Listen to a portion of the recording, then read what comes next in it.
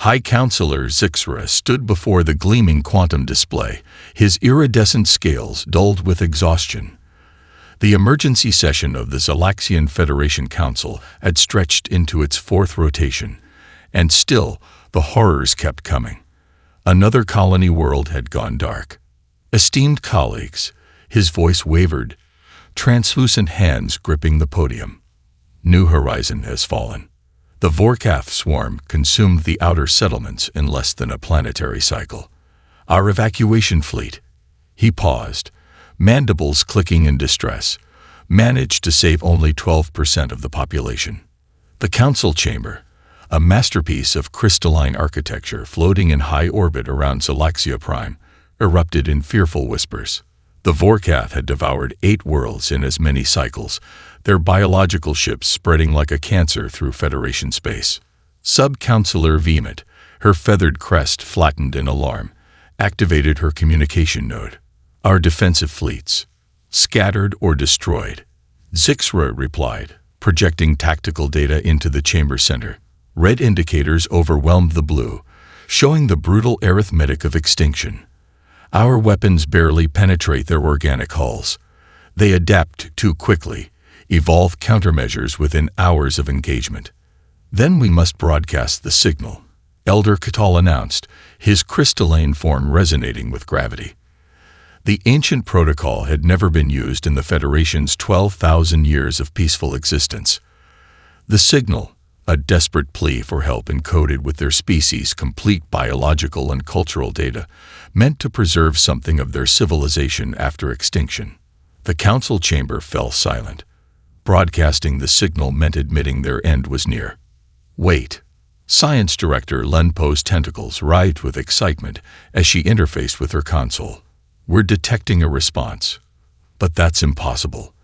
The signal's only been active for minutes. The quantum display shifted, showing a region of space that made several council members recoil. A yellow star burned fierce and bright, orbited by a blue-green world wrapped in swirling white clouds and deadly storms. Origin point confirmed. Lenpo continued, her voice trembling. The response comes from the third planet of star system HC-3721, classified as. She paused, double-checking her data. A Class 12 death world. The council erupted. Class 12 worlds were theoretical nightmares, planets with such extreme conditions that sapient life should be impossible. Crushing gravity, extreme temperature variations, aggressive atmospheric composition, and endless natural disasters made them cosmic death traps. Inhabitant classification update, Lenpo announced, her tentacles now pale with shock. The dominant species, self-designated as humans, evolved as pursuit predators under multiple extinction events. They survived an ice age, asteroid impacts, and developed technology, while constantly at war with themselves and their environment. The quantum display showed images that defied belief, beings that looked deceptively simple, walking upright on 2 legs. But the data scrolling alongside them told a different story. Internal skeletal structure capable of withstanding impacts that would shatter Federation alloys, redundant organs, the ability to survive partial atmospheric pressure, and a digestive system that could process substances toxic to most species. They're sending a real-time communication request, Lenpo whispered. The council watched, transfixed, as the image resolved into a being that looked simultaneously familiar and alien. The human wore what appeared to be a formal uniform, its posture radiating an authority that transcended species barriers. Greetings, Zalaxian Federation. I am Fleet Commander Sandra Mitchell of the United Earth Government. We receive your distress signal and stand ready to assist.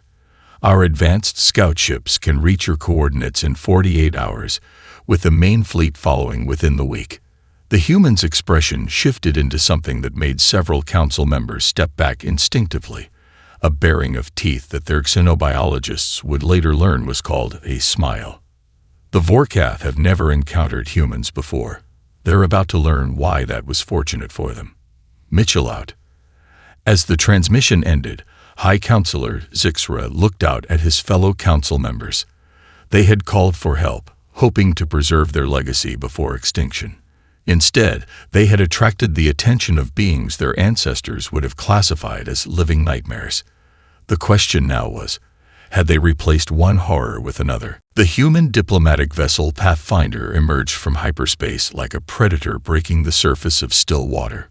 Its reinforced hull, nearly black with carbon diamond lattice armor, reflected the light of Xalaxia Prime's twin suns. The Federation observation team noted with alarm that the ship's hull was thick enough to survive atmospheric entry without shields, a feature that seemed less about diplomacy and more about surviving combat. Ambassador Madison Brooks stood in the Pathfinder's airlock, running final checks on her environmental suit. The Federation's atmosphere would be perfectly breathable for humans, but first contact protocols were first contact protocols. Nervous, Ambassador? Captain Sarah Reynolds asked, her hand resting casually on the airlock's frame, a frame designed to withstand pressures that would crush most Federation ships. Madison smiled. About meeting a species that evolved in 1/3 Earth's gravity and considers a mild summer day lethal heat. No, I'm nervous about convincing them we're not monsters. The airlock cycled, and Madison stepped onto Federation soil. Her welcoming committee stood 20 meters back. Their xenobiologists had insisted on a safe distance from the Deathworlder. She could see why. Compared to the willowy, delicate forms of the Xalaxians, she must have looked like a battle tank. Honored representatives of the Xalaxian Federation, Madison kept her voice soft, her posture deliberately relaxed. I bring greetings from Earth and the United Human Systems. High Counselor Zixra stepped forward, though Madison's enhanced hearing caught the tremor in his breathing. Ambassador Brooks, we welcome you to the Federation. Though we must admit, your response to our signal was unexpected. Madison nodded, taking careful steps forward. Even with her deliberately slow pace, she could see the subtle flinching of the welcoming committee. To them, every human movement probably looked like a coiled spring about to release. We maintain automated buoys throughout this sector, she explained. When your signal reached them, it triggered an immediate response. Humanity has a particular interest in threats like the Vorkath. The Federation's diplomatic chamber was a marvel of crystalline architecture, with sweeping arches that seemed to defy gravity. Madison noted with professional interest that her hosts had reinforced her seat with additional supports. They'd clearly studied human body density. Your offer of military assistance is generous, Sub-Counselor Viant began, her feathered crest rippling with diplomatic caution. But we have concerns. Your species evolved in conditions we consider extreme. Madison reached for her datapad, moving slowly to avoid startling anyone. You mean how we developed on a heavy gravity world with extreme temperature variations, aggressive megafauna, and constant natural disasters? She allowed herself a small smile. Those same conditions are why we can help. The display filled with tactical data, specifications of human warships, their crews' enhanced capabilities, and combat simulations against Vorkath forces. The Federation Council watched in stunned silence as they saw humans operating in environments that would kill most species instantly. What you see as disadvantages, we see as tactical opportunities, Madison continued. Your reports indicate the Vorkath attack from asteroid fields, gas giant atmospheres, and other extreme environments. To us, those are just Tuesday. Science Director Len Poe's tentacles writhed with a mixture of fear and fascination. Your species considers vacuum exposure survivable for short periods. You can continue fighting with multiple fractures. Your blood can clot in seconds. We evolved as pursuit predators, Madison acknowledged. When our ancestors needed food, they would chase prey until it collapsed from exhaustion. That stamina, that determination, it's still part of who we are. And now, we use it to protect others. High Counselor Zixra's scales shifted color, displaying what Madison's cultural briefing identified as deep contemplation. And if we accept your help, Ambassador, what does Earth want in return? Madison stood, her full height causing several council members to step back. The Vorkath aren't just your problem anymore. They're in our galaxy, threatening civilized species. Earth has fought hive mind species before. We know the pattern. They won't stop until they're confronted with something they can't overcome. She paused, letting her words sink in. We're offering to be that something. The council chamber fell silent except for the soft hum of environmental systems. The Federation had called for help, hoping for salvation. Instead, they had drawn the attention of creatures their legends would have called demons. But as they faced extinction, perhaps demons were exactly what they needed. The emergency alarms in the Federation Council chamber painted the crystalline walls with pulsing crimson light. High Counselor Zixra's scales had turned ash-gray, a sign of extreme distress among his species. The quantum display showed what everyone had feared. The Vorkath had launched their largest offensive yet. New Zalaxia's orbital defenses have failed, Science Director Lenpo reported, her tentacles practically colorless with horror. The bioships. They've evolved a new adaptation. They're secreting some kind of acid that eats through our shield harmonics. Ambassador Madison Brooks stood at the back of the chamber, her expression grim. The Federation had spent 3 precious days debating the implications of accepting human help. Now they were paying for that hesitation in blood. Civilian evacuation status. Zixra's voice cracked as he asked. 15% of the population made it to the shelters. Vehement answered, her feathers completely flat against her skull. The Vorkath have changed their tactics. They're not just consuming population centers anymore. She trailed off, unable to continue. The display shifted to ground-level footage. Federation citizens, their elegant forms now twisted with pain, were being cocooned in organic matter. The Vorkath weren't just feeding this time. They were using the population as living incubators for their larvae. Madison's hands clenched into fists. She'd seen the reports, knew what happened next. The larvae would hatch within hours, feeding on their hosts from the inside out. The process was designed to maximize suffering, creating psychic emanations that attracted more of the swarm. Council members, she stepped forward, her measured stride barely containing the predatory fury building inside her. I respect your need for debate, but we're out of time. The Vorkath are less than 6 hours from breaking through to the inner colonies, once they establish a foothold there. You don't understand. Elder Catal's crystalline form resonated with frustration. Your species, the way you fight, it goes against everything we believe in. The Federation was founded on principles of peace, of rising above our base instincts. With all due respect, Elder, Madison's voice carried the weight of centuries of human warfare.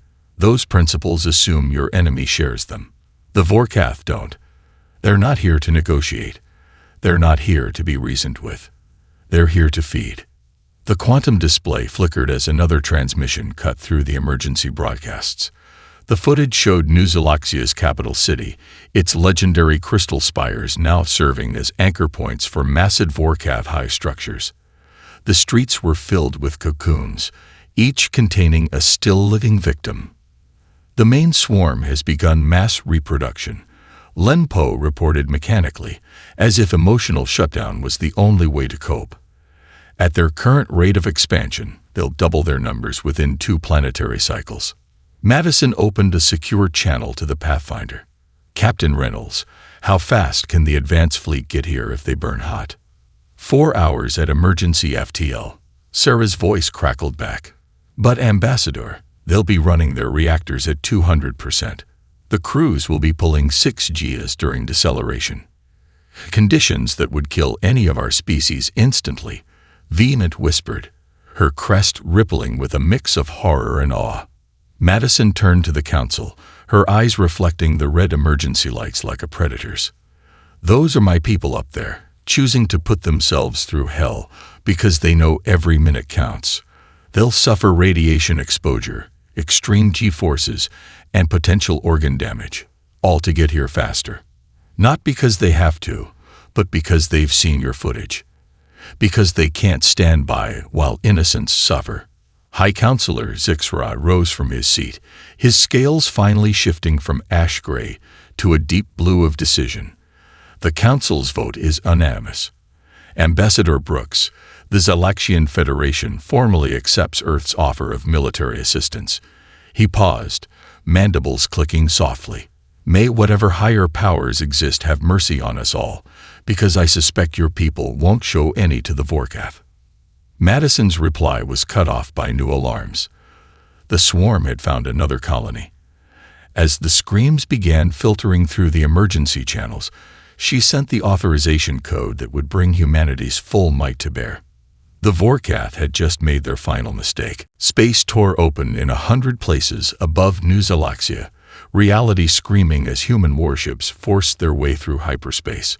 The Vorkath swarm detected the new arrivals and paused their feeding operations, biological sensors trying to categorize the threat. Admiral Jake Morrison stood on the bridge of the UES Thunderchild, his expression carved from granite as damage reports from the emergency transit scrolled across his neural interface. 16 crew members with severe radiation exposure, 27 with internal bleeding from the sustained high-G deceleration. 3 ships reporting microfractures in their primary hulls. Status report, he commanded, his voice steady despite having endured forces that would have liquefied most Federation species. Combat ready, sir, Lieutenant Commander Jessica Wells responded from her tactical station, blood still drying beneath her nose from the G-forces. All crews report green. Marine contingents are prepped for vacuum combat deployment. The Thunderchild's primary display showed the horror below. The crystalline cities of New Xalaxia crawled with Vorkath bioforms, their massive hive ships pulsing with stolen life energy as they converted the planet's population into breeding grounds. The swarm is responding, Wells reported, her fingers dancing across haptic interfaces. Their ships are, sir, they're sending us a message, text only. Morrison's eyes narrowed. Let's hear what they have to say. The message was brief, almost dismissive. Soft world prey species detected. Prepare for consumption. A cold smile crossed Morrison's face. They think we're like the others. Lieutenant Commander, prepare a response. Full spectrum broadcast. Let them hear our voice. Wells nodded, keying her comm. Channel open. Sir. Morrison stood, his powerful frame a testament to generations of evolution on humanity's lethal cradle world. Vorkath swarm. This is Admiral Jake Morrison of the United Earth Systems. We are not prey. We are not soft world dwellers. We are humans, and you are harvesting our allies. He paused, letting the translation matrices do their work. You have one chance to surrender and withdraw. There won't be a second offer. The response came quickly. Unknown species classification irrelevant. Your biomass will feed the swarm. All ships. Morrison's voice carried the weight of centuries of human warfare. Combat Protocol Echo 7. Show them what Deathworlders can do. The human fleet moved with devastating precision. Ships accelerated at forces that would have killed most species, their reinforced crews functioning despite G-forces that bent physics itself. The Vorkath launched their first wave of bioships, expecting the same easy victories they'd achieved against Federation vessels. Instead, they met an armada forged in the fires of Earth's gravity well.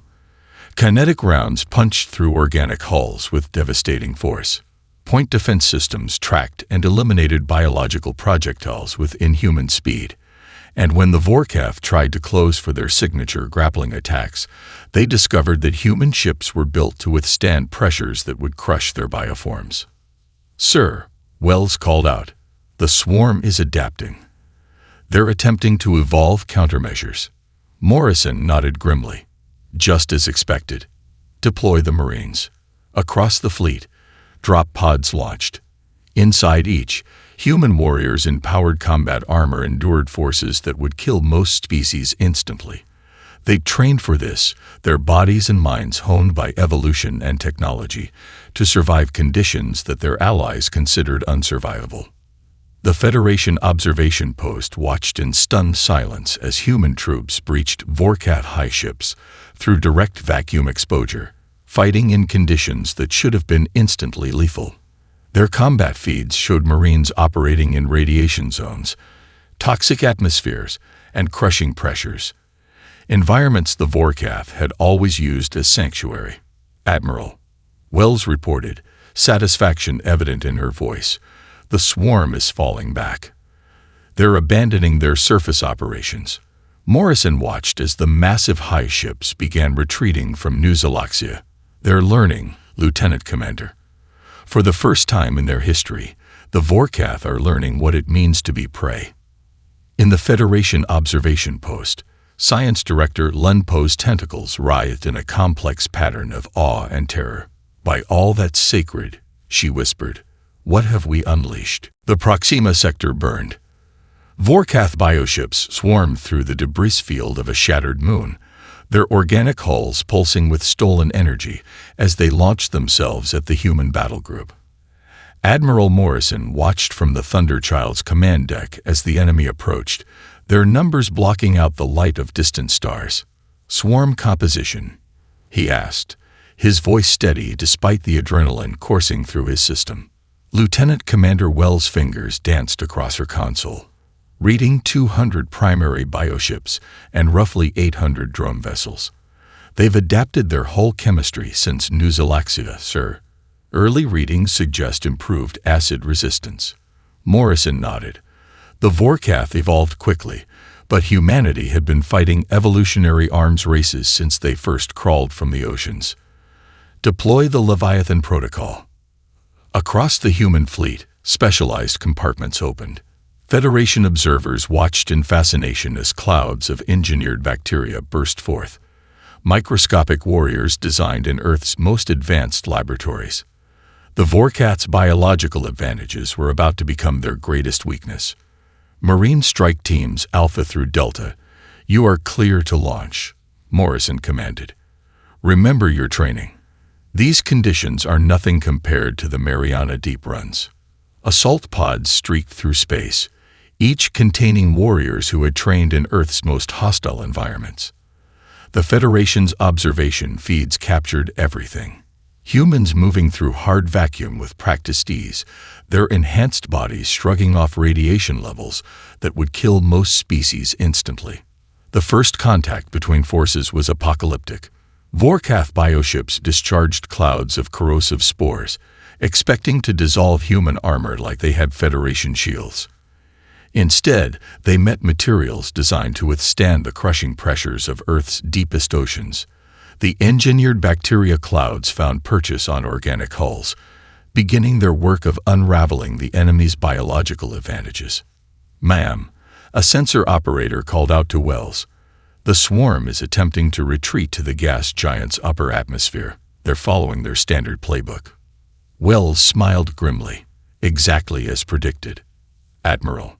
Morrison keyed his command channel. "Strike Team Charlie, you have authorization for Storm Protocol."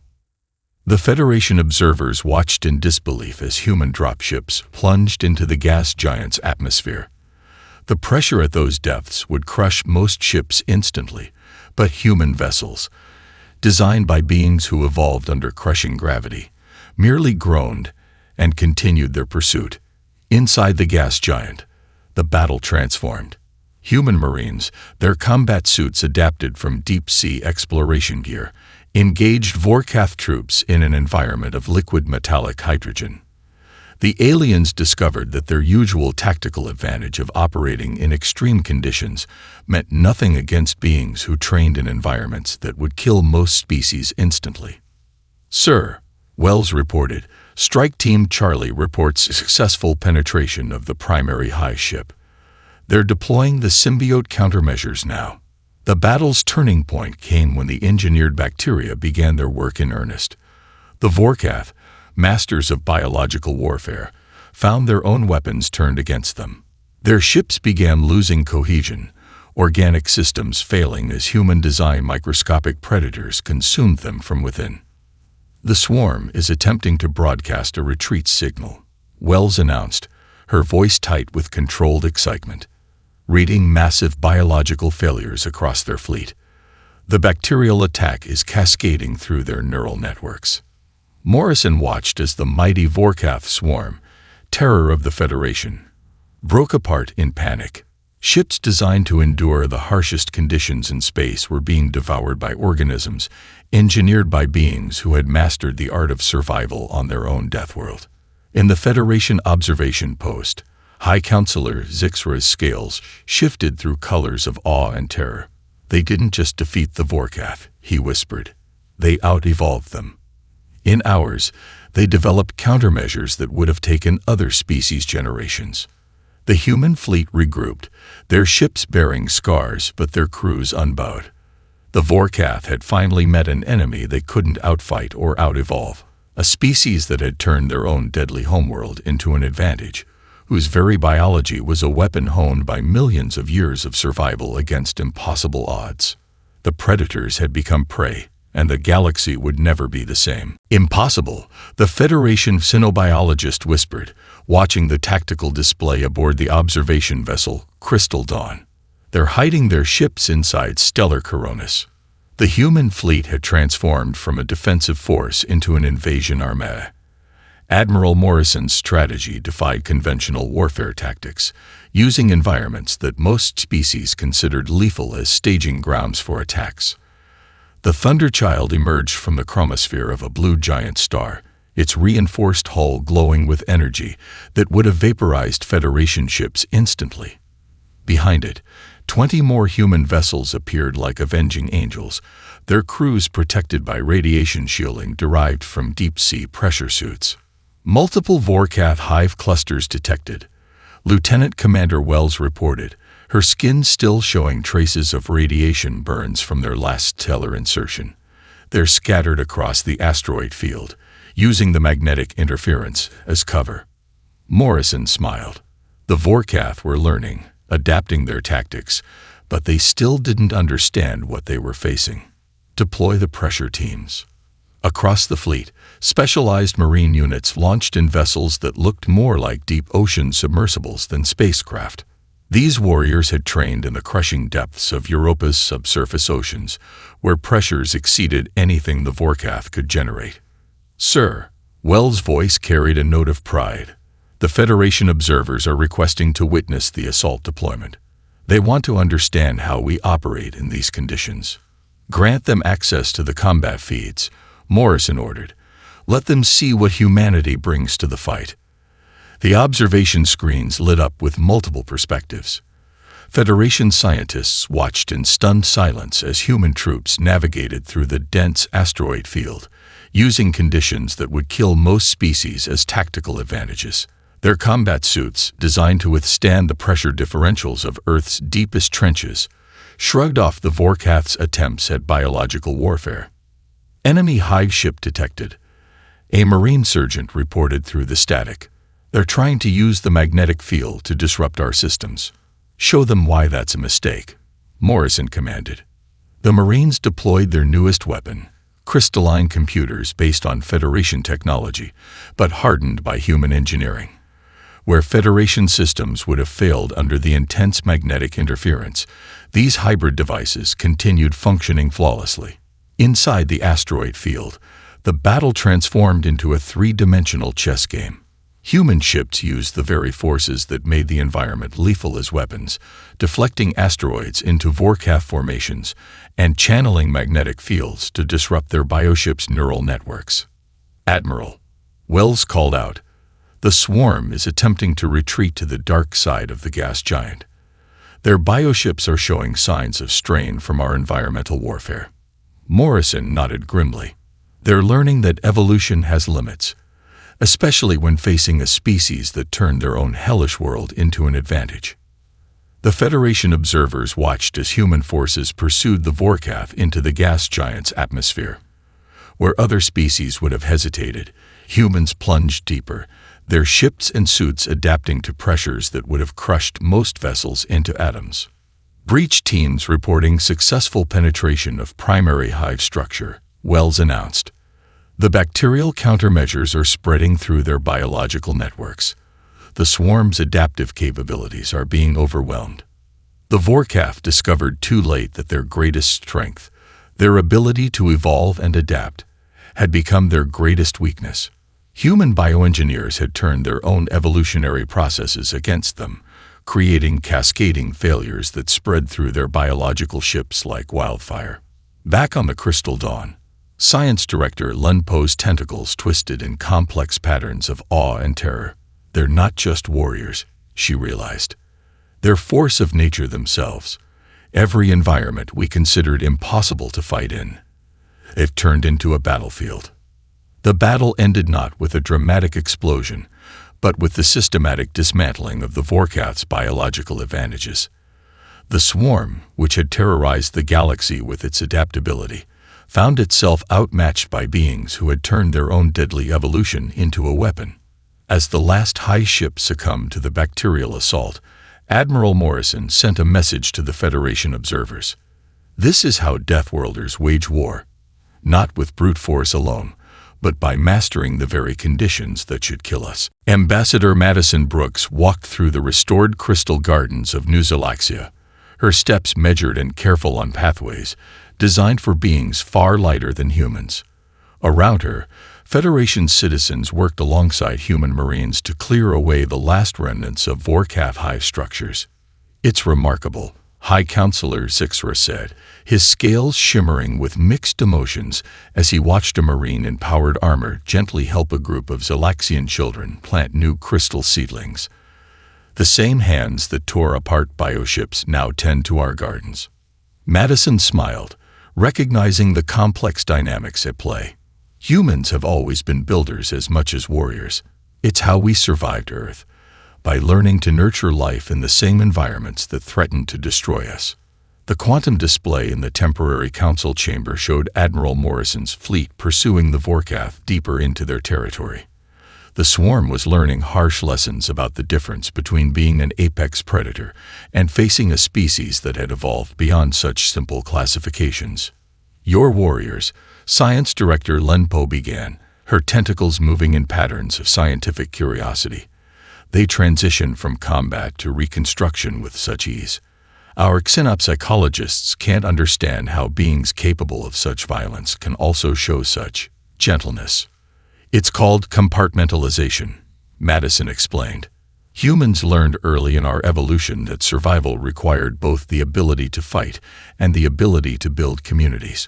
We can be warriors when needed and caregivers when possible. Across the recovering planet, similar scenes played out. Human medical teams, their knowledge of extreme biological conditions proving invaluable, worked to heal those freed from Vorkath incubation chambers. Engineering crews adapted deep-sea mining techniques to safely remove hostile biological matter from Federation architecture. The Vorkath have begun broadcasting new signals, Lun Po reported, studying her instruments. They're different from their usual patterns, more erratic, almost fearful. Madison nodded, understanding the implications. They're experiencing something new to them, doubt. They've encountered a species that doesn't just fight back, but fundamentally changes the rules of engagement. In orbit, the Thunderchild sensors captured footage of Vorkath ships attempting to adapt new defensive measures. Their biological evolution, once their greatest strength, now worked against them as they desperately tried to counter human tactics. They're learning the hard way, Admiral Morrison's hologram commented during the daily briefing. Every adaptation they make, we've already experienced something worse on Earth. Every extreme environment they try to hide in, we've already mastered. The Federation Council watched the tactical displays with a mix of awe and unease. Human ships now moved through stellar coronas with casual ease, their crews protected by systems designed to endure the crushing pressures of Earth's oceans. Marines operated in vacuum conditions that would kill most species instantly, their bodies enhanced by generations of evolution on a world that tried to kill them daily. We were wrong about you, Venant admitted, her feathered crest rippling with emotion. When we first saw your biological data, we thought we were accepting help from monsters. Now we understand, you're not monsters, you're guardians. Madison watched as a group of Marines paused their reconstruction work to organize a game with local children, teaching them a simplified version of soccer adapted for lower gravity. The same warriors who could survive hard vacuum and crush Vorkath bioforms with their bare hands now moved with exaggerated care, ensuring none of the fragile youngsters were accidentally harmed. Humanity learned long ago that being powerful doesn't make you a monster, she explained. What matters is how you use that power. We survived our death world not just through strength, but through cooperation, through protecting those weaker than ourselves. The quantum display flickered with new tactical data. The Vorkath were falling back to their core systems, their once unstoppable swarm now retreating before the relentless advance of beings who had turned evolution itself into a weapon. The galaxy is changing, Zixray observed, his scales shifting to colors of hope. And perhaps we needed Earth's children to show us that strength without compassion is no strength at all. The Vorkath home system blazed with weapons fire as the last battle approached its climax. Admiral Morrison stood on the Thunderchild's bridge, watching the tactical display as the remnants of the once mighty swarm retreated to their final stronghold, a massive organic structure that encircled their star's habitable zone. All hive ships have consolidated around the primary breeding complex, Lieutenant Commander Wells reported, her voice steady despite the exhaustion of weeks of combat. Their biological signatures are different, sir. They're burning through their evolution cycles at an unprecedented rate. Desperate adaptations, Morrison nodded. They're throwing away millions of years of careful development for immediate survival. He keyed his command channel. All ships, hold position. Let's show them something they've never seen before. The Federation observation fleet, watching from a safe distance, recorded as the human armada surrounded the Vorkath homeworld. The swarm's remaining bioships clustered protectively around their central hive, their organic hulls pulsing with frantic energy as they prepared for their final stand. Sir, Wells called out, we're receiving a transmission from their central consciousness. It's different from their usual communications. The message appeared on the main display. Apex predators acknowledge superior evolution. Swarm accepts extinction protocol. Morrison's expression remained neutral, but his eyes softened slightly. Open a channel to their central mind. All frequencies, full spectrum broadcast. The bridge crew watched as their admiral, a veteran of countless battles against the swarm, straightened his uniform. This is Admiral Jake Morrison of the United Earth Systems. Your acknowledgement of defeat is noted, but extinction is not the only path forward. In the Federation observation ships, High Counselor Zixray's scales shifted to colors of confusion. They're not launching a final attack. Ambassador Madison Brooks, standing beside him, smiled softly. Watch, you're about to see humanity's greatest strength. Morrison continued his broadcast. The Vorkath swarm has demonstrated remarkable adaptability. We offer you an alternative to extinction, controlled evolution. Your species can learn to coexist rather than consume. We've done it before, mentored predator species toward peaceful cooperation. The Vorkath response came slowly, their biological processors struggling with the unfamiliar concept. Predators cannot change basic nature. Consumption is existence. That's where you're wrong, Morrison replied. Humans evolved as pursuit predators on a death world. We learned to channel our predatory instincts into protection, our aggressive nature into defense of others. We offer you this same opportunity. The Federation Council watched in stunned silence as human ships began broadcasting detailed biological protocols, templates for controlled evolution that would allow the Vorkath to maintain their biological advancement while suppressing their consumptive instincts. You've felt our strength, Morrison continued. You know we could end your species today. Instead, we offer you something stronger than victory. We offer you transformation. The chance to become something more than what evolution initially designed you to be. Hours passed as the Vorkath central mind processed the offer. Finally, a new message appeared. Swarm accepts evolution protocol. We'll learn new ways of existence. Science director Len Poe's tentacles writhed with academic excitement as she studied the human biological templates. Remarkable.